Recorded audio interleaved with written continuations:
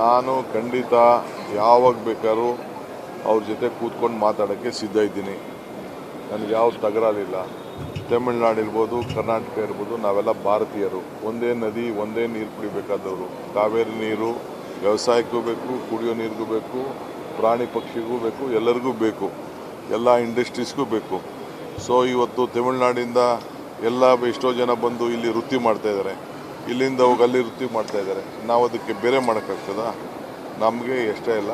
ಈ ಪ್ರಾಜೆಕ್ಟು ತಮಿಳ್ನಾಡವ್ರಿಗೆ ಜಾಸ್ತಿ, ಕರ್ನಾಟಕದಿಂದ ಏನಪ್ಪ ಅಂದರೆ ಬ್ಯಾಲೆನ್ಸಿಂಗ್ ರಿಸರ್ವ್ ಮಾಡೋದ್ರಿಂದ ಏನು ಕಷ್ಟ ಕಾಲದಲ್ಲಿ ಅವ್ರಿಗೆ ನೀರನ್ನು ಏನು ನಾವು ಕಂಪಲ್ಸರಿ ಕೊಡಬೇಕು, 177 TMC ನೀರು ಕೊಡಬೇಕು. ಆ ನೀರನ್ನು ಅವ್ರಿಗೆ ಕೊಡ್ತೇವೆ.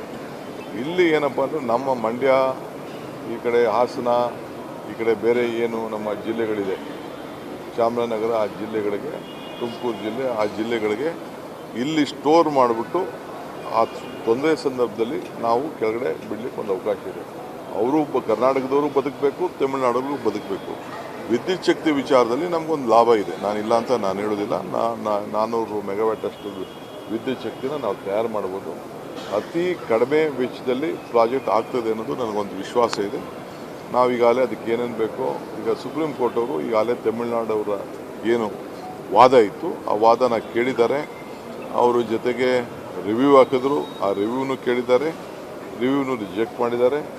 ಸೊ ಅವರು ಸೆಂಟ್ರಲ್ ಗೌರ್ಮೆಂಟ್ಗೆ, ನೀವು ಸೆಂಟ್ರಲ್ ವಾಟರ್ ಕಮಿಷನ್ ಅವರು ಜವಾಬ್ದಾರಿ ತೆಗೆದುಕೊಳ್ಳಿ, ನಿಮ್ಮ ರೆಸ್ಪಾನ್ಸಿಬಿಲಿಟಿ ಇದು ಅಂತೇಳಿ ಸುಪ್ರೀಂ ಕೋರ್ಟ್ ಅವರು ಅವರ ವಾದನ ಈಗಾಗಲೇ ರಿಜೆಕ್ಟ್ ಮಾಡಿದ್ದಾರೆ. ಅದು ಬಿಟ್ಟರೆ ಈ ಆರ್ಡರ್ ಏನು ಬಂದಿದೆ ಅವ್ರಿಗೆ ಅನುಕೂಲ, ನಮಗನುಕೂಲ, ಇಬ್ಬರಿಗೂ ಸಮಾಂತರವಾದಂಥ ಆರ್ಡ್ರನ್ನು ಅವರು ಕೊಟ್ಟಿದ್ದಾರೆ.